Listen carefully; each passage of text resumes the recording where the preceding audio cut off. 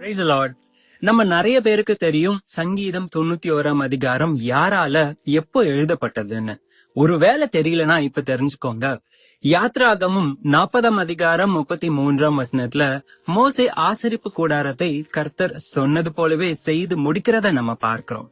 அடுத்த வசனத்திலேயே கர்த்தருடைய மகத்துவமான மகிமை ஆசரிப்பு கூடாரத்தை மூடுகிறத நம்ம பார்க்கிறோம் இல்லையா?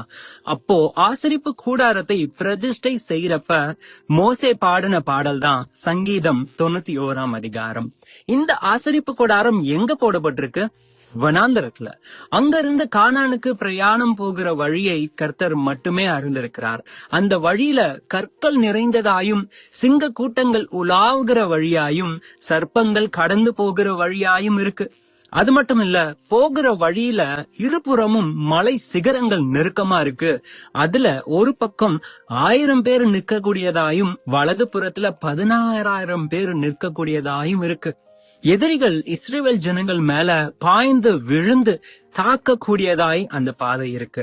அதான் நம்ம வசனங்கள்லயும் வாசிக்கிறோம்.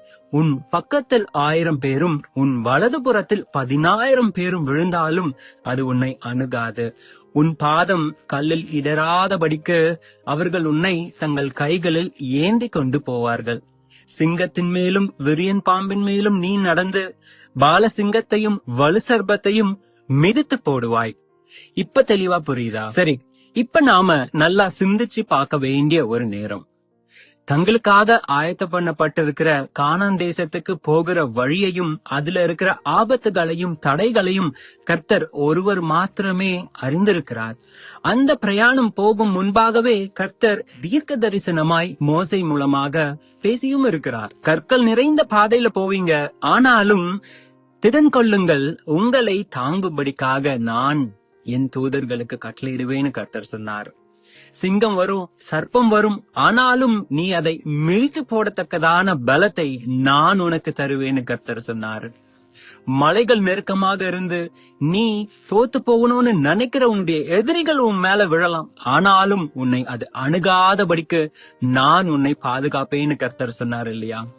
இதை கேட்டுக்கொண்டிருக்கிற உங்களுக்கும் கர்த்தர் சொல்லுகிற வார்த்தை இதுதான்.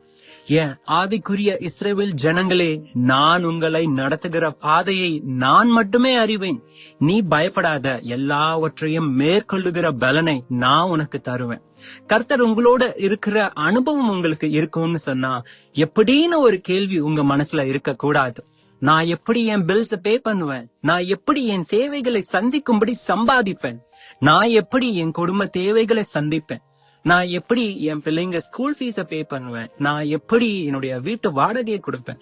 நான் எப்படி மருத்துவ தேவைகளை வாங்க போகிறேன்?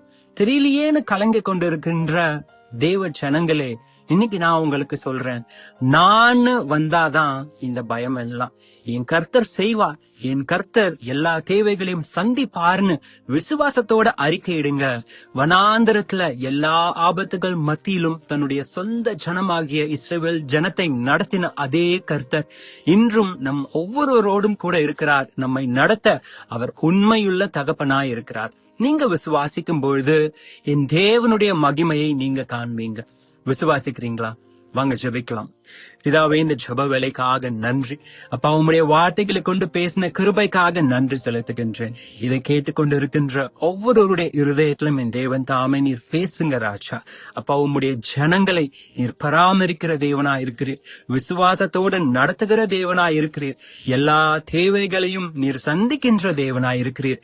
வருகிற எல்லா ஆபத்துகளையும் கர்த்தாவே நீர் முன்பு அறிந்து அதில் எல்லாவற்றிலும் இருந்து எங்களை தப்புவிக்கிற தேவனா இருக்கிறீர். இதை கொண்டிருக்கிறவர்களுடைய வாழ்க்கையில கர்த்தாவே எத்தனை தடைகள் இருந்தாலும், எத்தனை ஆபத்துகள் நேர இருந்தாலும் என் தேவன் தாமே ஆண்டவரே அவர்களோடு இருந்து அவர்களை தப்புவித்து அவர்களை கனப்படுத்தும்படிக்காகவும் அவர்களுடைய எல்லா தேவைகளையும் என் தேவன் தாமே சந்திக்கும்படிக்காய் இந்த வேளையில உம்முடைய கருத்துல ஒப்புக் கொடுக்கின்றான். ஆண்டவரே, நீர் உண்மையுள்ள தேவனாய் இருக்கிறீர் கர்த்தாவே. உம்முடைய நாமத்திற்கு மாத்திரம் மகிமை உண்டாவதாக. மீட்பர் இயேசுவின் மூலம் ஜெபம் கேளும் எங்கள் ஜீவனுள்ள நல்ல பிதாவே. ஆமென். God bless you.